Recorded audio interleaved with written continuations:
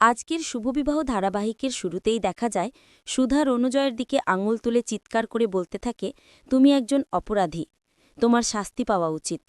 Page তখন হতভম্ব হয়ে যায়, কিছুই বুঝতে পারে না কেন সুধা এমন বলছে। ঠিক সেই সময় রণজয় হাত জোর করে ক্ষমা চায়। আমি ভুল করেছি, বৌদি ঠিক বলেছে। কিন্তু সুধা রেগে গিয়ে বলে, নাটক করো না, আমি কিছুতেই তোমার সঙ্গে রেশমির বিয়ে হতে দেব না। তেজ কিছুই বুঝে উঠতে পারে না। সে সুধাকে জিজ্ঞেস করে, তুমি কি বলছো এসব? ঠিক তখনই সমুদ্র ঘরে ঢুকে পড়ে, কারণ সে দেখে সুধা, তেজ আর ঝিনুক অনেকক্ষণ ধরেই বাইরে আসছে না। ঘরে তখন উত্তেজনা চরমে। সুধা রণজয়কে দোষারোপ করতে থাকে। ঝিনুককে বলে, তুমি তেজের সামনে সব সত্যি কথা বলো। কিন্তু ঝিনুক একদম চুপ।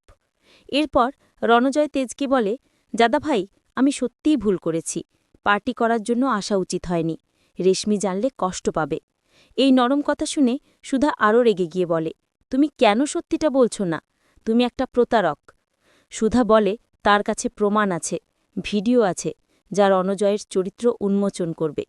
কিন্তু যখন সে ঝিনুকের ফোন নিয়ে দেখে ভিডিওটা নেই, তখন সে ঝিনুককে সন্দেহ করে জিজ্ঞেস করে, ভিডিও কোথায়? ঝিনুক ভয়ে বলে, আমি কিছুই রেকর্ড করিনি।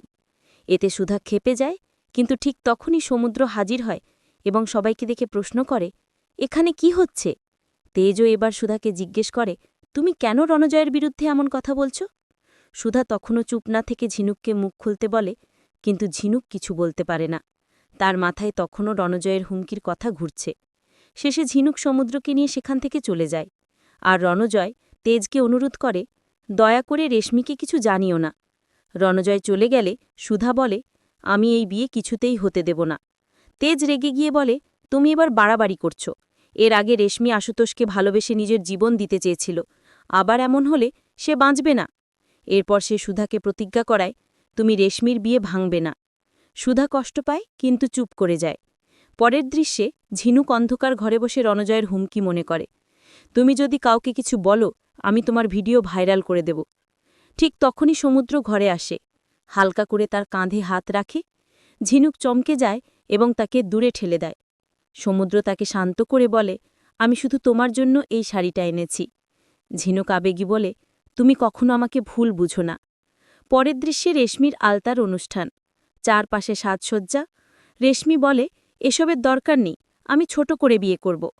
তখন ইন্দ্রজিৎ বলে ওঠে, তোদের মতো মেয়েদের জন্যই ঘরে ঘরে ডিভোর্স হচ্ছে। জ্যোৎস্না আর তার মা বুঝে যায় কথাটা সুধাকে উদ্দেশ্য করে বলা, তাই তারা ইন্দ্রজিৎকে পাল্টা উত্তর দেয়।